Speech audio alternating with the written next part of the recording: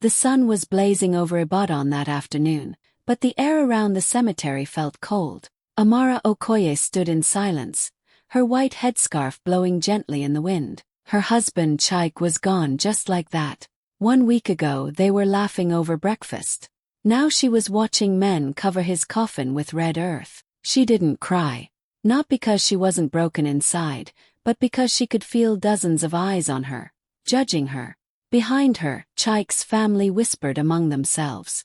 She ate his destiny, one aunt hissed under her breath. A young man like that, dying just like that. She's not innocent. Another voice muttered. She brought bad luck the day she married him. The words hit her like stones, but Amara didn't turn around. She just pressed her lips together and stared at the grave. Her hands were trembling, but she held them tightly around the small set of house keys in her palm, the only thing she thought still belonged to her.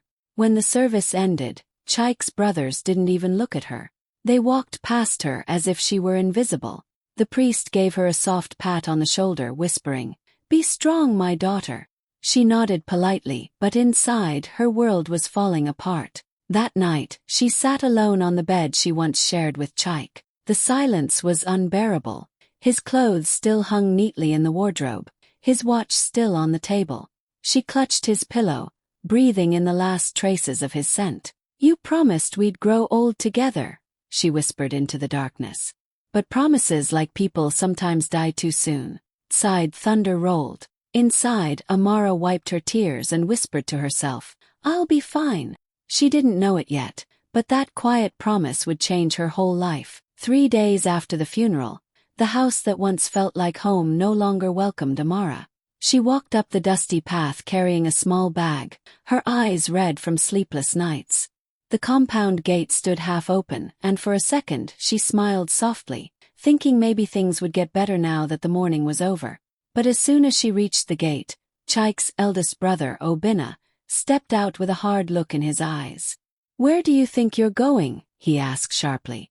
Amara blinked in confusion. "Home," she said quietly. "This is my house." Obinna gave a bitter laugh. "Your house? You forget yourself, woman. Chike is gone. You're not family anymore." Before she could speak again, the younger brother came out carrying her small suitcase. Without a word, he tossed it into the mud at her feet. Her clothes spilled out, soaking in the dirt. Amara froze, staring down at the mess, her mind refusing to accept what was happening. Her mother-in-law stood by the door, arms folded, face like stone. She didn't say a single word, not to stop them, not to help her. Just silence. That silence hurt more than the insults. Amara's throat burned as she whispered, "Mama, please. Chike wouldn't want this." The old woman finally looked at her, eyes cold and tired. "Go, Amara," she said quietly. "Don't make things harder for yourself." And just like that, the door slammed shut. Amara stood there in the rain that began to fall, clutching her muddy suitcase. Her knees felt weak, but she refused to beg. She wiped her tears, lifted her bag, and started walking. She didn't even know where she was going, just away from the house that now treated her like a stranger. By evening, she found herself standing in front of a small church at the edge of the town. The pastor's wife recognized her from the funeral and let her in. "You can rest here, my dear," the woman said softly, spreading a blanket on a wooden bench. That night, Amara couldn't sleep. The sound of rain hitting the roof mixed with her quiet sobs.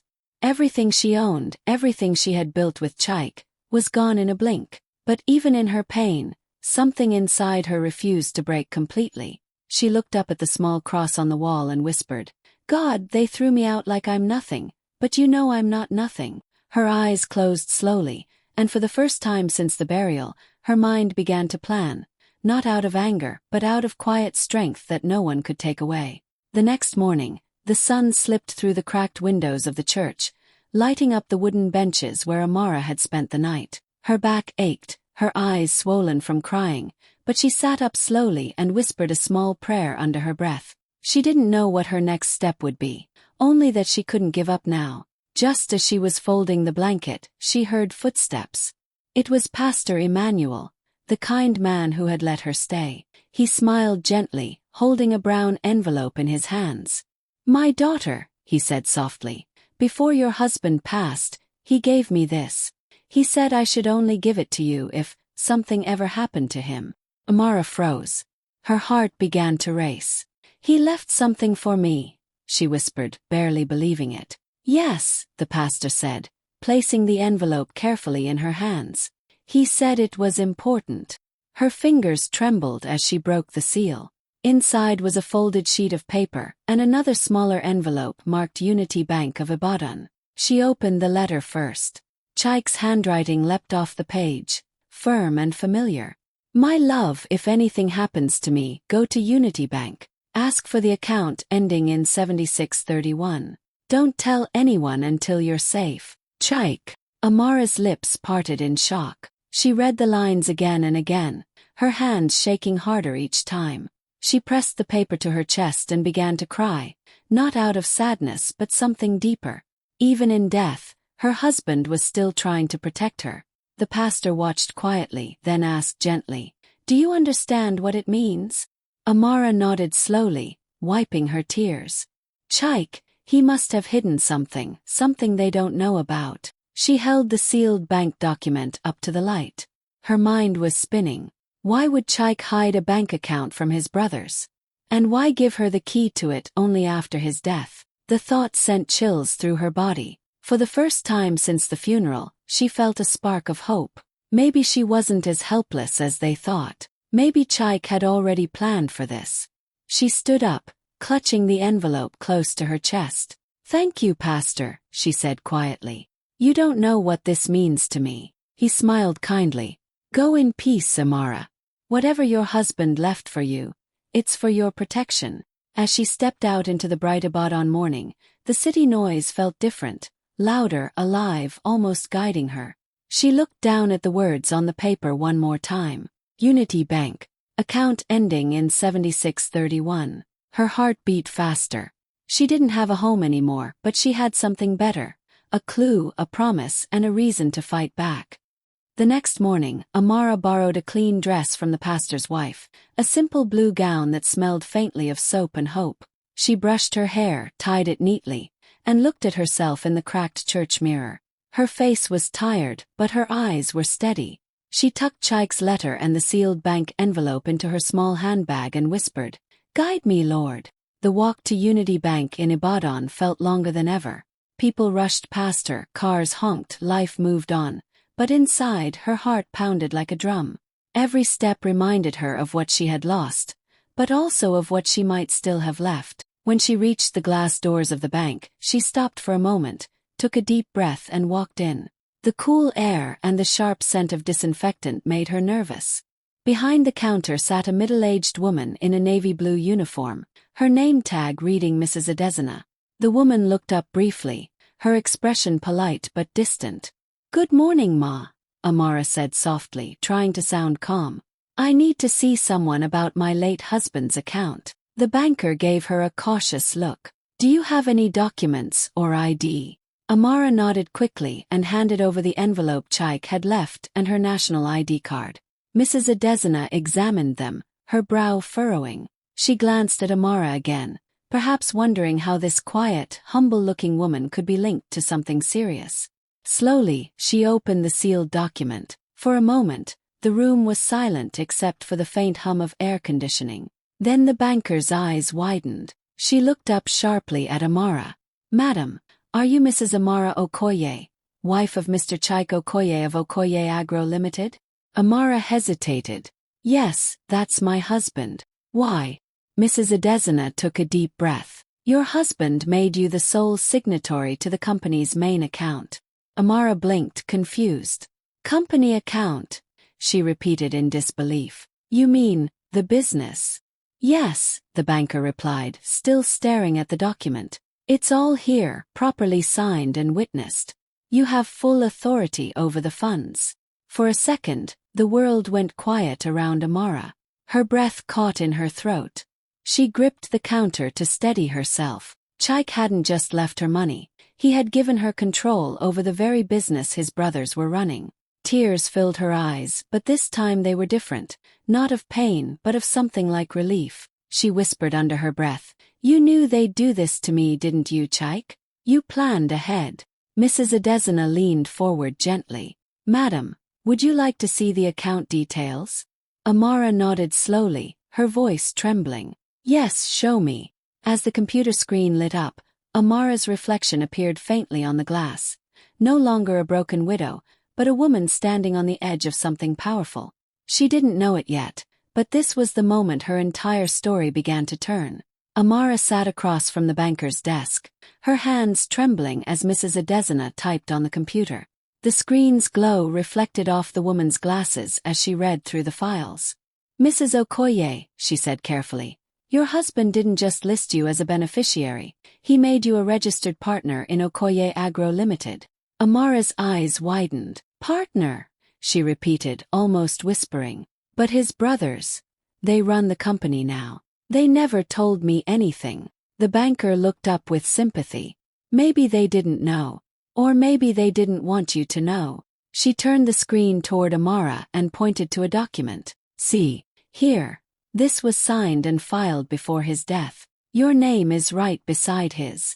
Amara leaned forward, staring at her name written in black ink. Amara Chike Okoye, co-owner Okoye Agro Limited. Her breath caught in her chest.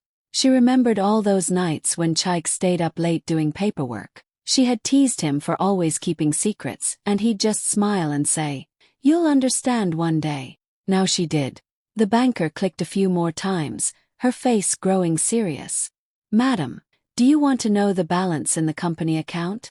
Amara hesitated. Her heart was already racing. Yes, she said quietly. Mrs. Adesina looked at the screen again, then back at her. As of last week, the balance is 48 million naira. Amara gasped, covering her mouth with both hands. Her body went weak for a moment, and she had to grab the edge of the desk to stay steady. 48 million, she repeated, her voice shaking. That can't be real. It's real, the banker said softly. And it's all under your name. Tears filled Amara's eyes before she could stop them. She felt Chike's presence so strongly in that moment, as if he were standing right beside her, whispering, "I told you I'd never leave you helpless." Her heart ached with love and gratitude. He had trusted her when no one else did. She took a shaky breath, smiling through her tears. He knew they'd try to destroy me, she said quietly. But he made sure I had something they couldn't touch. Mrs. Adesina nodded gently. Your husband was a wise man, Ma. He believed in you. Amara wiped her tears and straightened her shoulders. For the first time since Chike's death, she didn't feel small. She didn't feel like a victim. She felt powerful, chosen even. She stood up, clutching the envelope to her chest. Thank you, she said softly. I know what I need to do now. As she stepped out of the bank into the bright afternoon sun, she smiled through the tears streaming down her face. Her heart whispered, you protected me, Chike. Now it's my turn to protect what you built. 2 days later, Amara stood in front of the mirror in her small apartment, adjusting her white blouse and neatly pressed skirt. Her hands were steady now, not trembling with fear, but alive with quiet strength. She tied her scarf, picked up her handbag, and slipped the bank documents inside. The woman staring back at her wasn't the widow who was thrown out in the rain. This was someone new, someone ready. That morning, she had heard whispers around town. Chike's brothers were throwing a small celebration at the Okoye Agro office. They had just signed a big deal with a new supplier, using company funds they didn't know belonged to her. Amara didn't plan to make a scene, but she knew one thing. It was time they saw her power. When she arrived at the company compound, loud laughter and music echoed from the open windows. The place looked alive. Banners, drinks, food, like a party meant to erase her husband's memory. But Amara walked in slowly, her heels clicking against the tiled floor, her presence cutting through the noise like thunder after calm rain. The moment they saw her, the laughter stopped. One of the brothers, Obinna, frowned. What is she doing here? He muttered. Amara smiled politely and walked straight to the center of the room. Good afternoon, she said, her voice calm but clear. I won't take much of your time. They exchanged glances, uneasy but trying to act unbothered. You shouldn't be here, another brother snapped. Amara opened her handbag and took out a neatly folded document. Actually, she said softly, I think I should. She placed the papers on the table in front of them. You've been using my funds. The room went silent. One of the men laughed awkwardly. What are you talking about, woman? She turned the paper toward them, the official letter from Unity Bank, stamped and signed. This is the company account statement. My husband made me the sole signatory. That means every kobo that left this account passed through my name. Their faces drained of color. The music outside still played faintly, but inside the room, it felt like the air had frozen. Obinna stepped forward, his voice low and shaky. That's impossible. You must be lying. Amara met his eyes, calm and steady. Would you like to call the bank and confirm? She asked. I already did. For a long moment no one spoke. Even the workers standing nearby stared in shock. The same woman they'd all pitied, the widow who was thrown out like trash, now stood tall before them, holding the papers that could destroy everything they'd stolen. Amara gathered her documents and smiled faintly. You should enjoy the celebration while it lasts, she said. Because as of today, I'm freezing every company account. Then she turned and walked out, leaving behind a silence so heavy, it swallowed all their laughter. The next morning, Amara woke up before sunrise. She didn't eat, didn't even make tea. Her mind was clear and sharp. Today she was going to end their lies for good. She opened her handbag, pulled out the letter from Unity Bank, and dialed the number of the bank manager that Mrs. Adesina had given her. Good morning, sir, she said politely but firmly. This is Mrs. Amara Okoye, co-owner of Okoye Agro Limited. I need all company accounts frozen immediately. No withdrawals, no transfers. Not a single naira moves until I say so. The manager paused for a second, surprised by the authority in her tone. Understood, ma. I'll handle it right away. Amara ended the call, her heart pounding but steady. For the first time in weeks, she felt control return to her hands. It wasn't about revenge. It was about respect, justice, and the truth Chaik had left behind. An hour later, she walked into the company office again. This time there was no laughter or celebration. Her brothers-in-law were in a meeting, talking loudly and arguing over money. When she stepped inside, they froze. What are you doing here again? Binna barked. We told you to stay away from company matters. Amara didn't raise her voice. She simply pulled out her phone and said, I just spoke to the bank manager. All company accounts are frozen until further notice. The room erupted. What? The youngest brother shouted, jumping to his feet. You can't do that. Obinna slammed his hand on the table and shouted, You have no right. Amara turned to him slowly, her face calm but her voice cutting through the air like a blade. My husband gave me every right, she said clearly. Because I earned it, through loyalty, through trust, and through years of standing beside him when you all doubted him. The room went silent. Even the secretaries standing by the door stopped breathing for a second. The employees exchanged stunned glances. Whispers began to ripple through the room. They had all seen how these men had treated Amara, how they mocked her after the funeral. None of them had expected this moment. Obinna stepped closer, his face twisted with anger.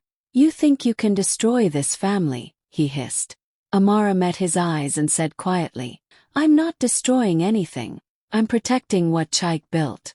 The difference is, you wanted power, I just want peace. For a long, tense moment no one moved. The brothers stood frozen, realizing the truth. Everything they had been controlling, the money, the business, the influence, was gone in a single phone call. Amara turned and walked toward the door. As she passed the employees, one of them whispered softly, Madam is stronger than all of them. Amara didn't look back. She simply said, Tell the staff to expect new management soon. Then she stepped into the sunlight, calm, steady, and unshakably powerful. By the end of the week, the whole city was talking about her. From market women to taxi drivers, everyone had heard the story, the widow who outsmarted the Okoye family. Some called it revenge, others called it justice. But for Amara it was something deeper, a rebirth. She had found a small apartment in a quiet part of Ibadan. It wasn't fancy, but it was hers. Every morning she opened the curtains, looked out at the city skyline and smiled. The woman who once slept on a church bench now woke up with purpose. Her late husband's photo sat on the small dining table, beside a cup of tea. "You gave me strength, Chaik," she whispered one morning. "Now I'll make you proud." When she returned to Okoye Agro Limited as managing partner, the atmosphere changed immediately. The workers who had once avoided her now stood straighter when she passed. She didn't come in shouting or firing people. She came with plans. She started by calling everyone into the conference room. "I know things have been difficult," she began gently, her voice calm but confident. "But this company fed families long before greed got in the way. We're going to rebuild it together." Some of the employees nodded, others looked uncertain, but they all listened. She replaced the dishonest supervisors with hard-working staff who had been ignored for years. She introduced weekly progress meetings, ensured everyone was paid on time, and spoke to farmers herself instead of sending middlemen. Slowly, the company began to recover. Within a month, word spread that Okoye Agro was returning to its old glory, but this time under new leadership. Local newspapers printed her story with headlines like, "Widow turns loss into legacy," and "Mrs. Okoye revives family business with grace." People who had once looked down on her began greeting her with respect. Women in the market smiled proudly when they saw her car pass by. Even some of Chaik's old friends came forward, apologizing for how they had believed the lies about her. One afternoon, as she was leaving the office, a young man stopped her at the gate. "Madam," he said, smiling shyly, "my mother sells vegetables to your company. She said you treated her like family." "Thank you."